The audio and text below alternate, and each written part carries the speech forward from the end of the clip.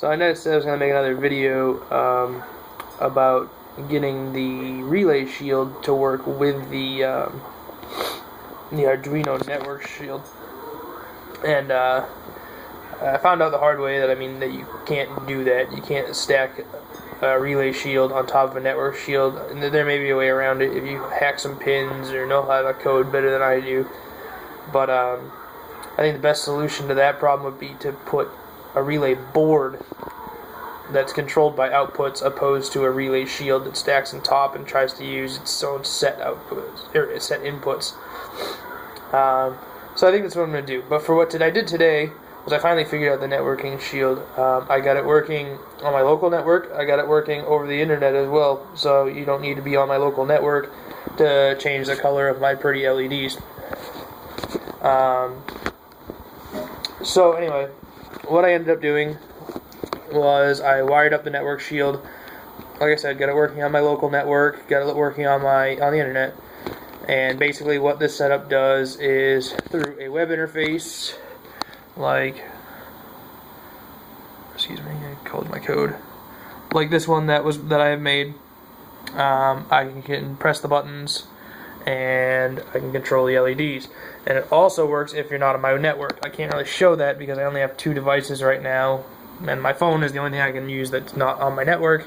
But I'm filming with that, so you see I'm on my network. That's how I can control it. But it works. So essentially what I had to learn a lot more about using getting into the router and adapting settings. Got to learn a little bit about port forwarding and things like that is what I needed to use to get it to work over the internet opposed to just my local network. The code I used, the code I had to reconstruct after the first time I filmed this because it did not work. My computer shut down and deleted all my code, so I didn't find that out until halfway through the video. But let's see if I can get this to focus.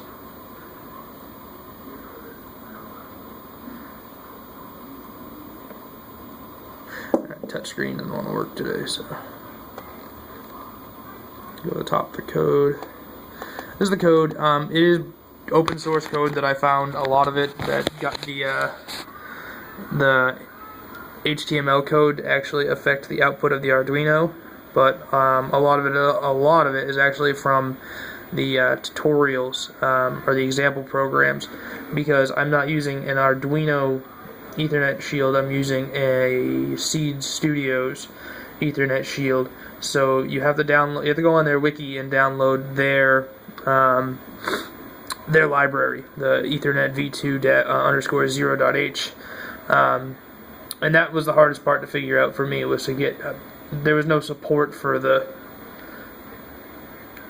Seed Studio Ethernet shield. There was support for the Arduino one all over the internet, but that one was a little harder to find.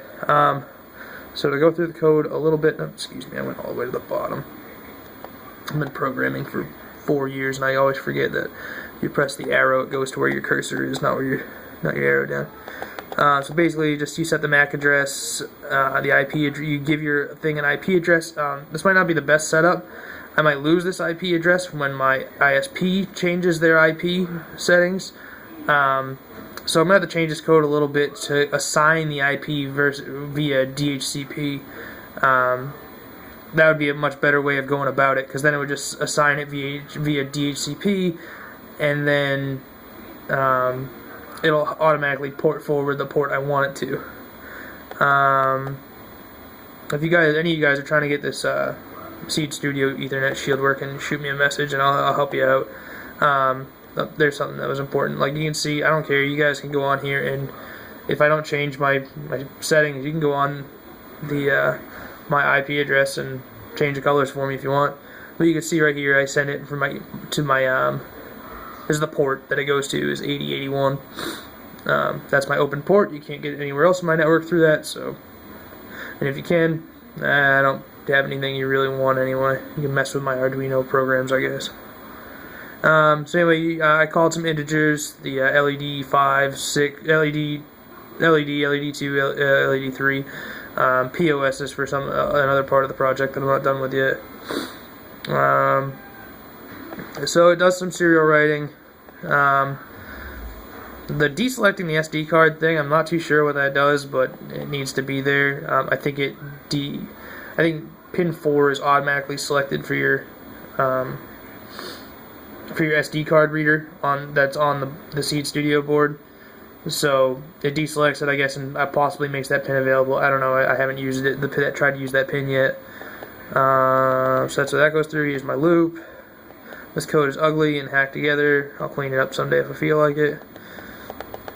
Here's the HTML. A lot of this I did. A lot of this I borrowed. But you can see right here what these do is they generate links to the button 1 on, button 1 off page, and if you go down a little further, it increments it by 1, and that's how it can tell if the light's on or off, and that's something that's totally borrowed. It's a good part about Arduino and open source software there, I guess. Yeah, see this checks, this reads the string of the hyperlink, I guess, and it can tell if it has button 1 off or button 1 2. It just can read the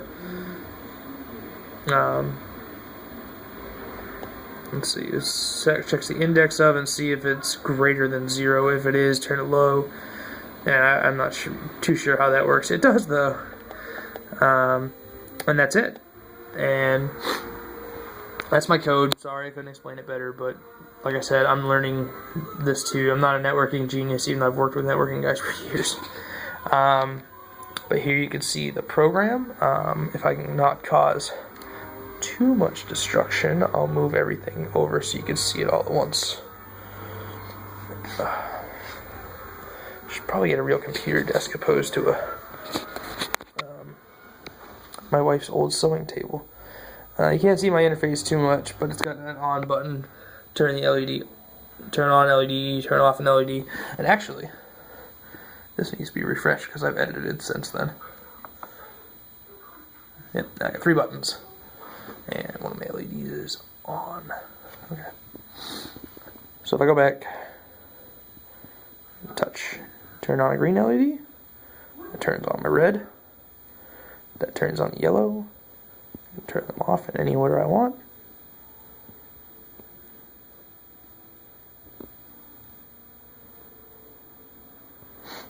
Kind of hard to touch the buttons and film at the same time. But that's basically it. Guys have any questions? I can try to dig up my resources that I used to figure this all out and send them back to you. Hopefully I can order up one of those relay shields, and not relay shields, the relay boards, and get rid of the LEDs and send over the 5 volts outputs to the relay board. And that should activate a relay. So instead of stupid LEDs, I can start controlling, lamps and air conditioning. It's dust on the ceiling. I need to clean that. But that's about it. Keep plugging away, I guess.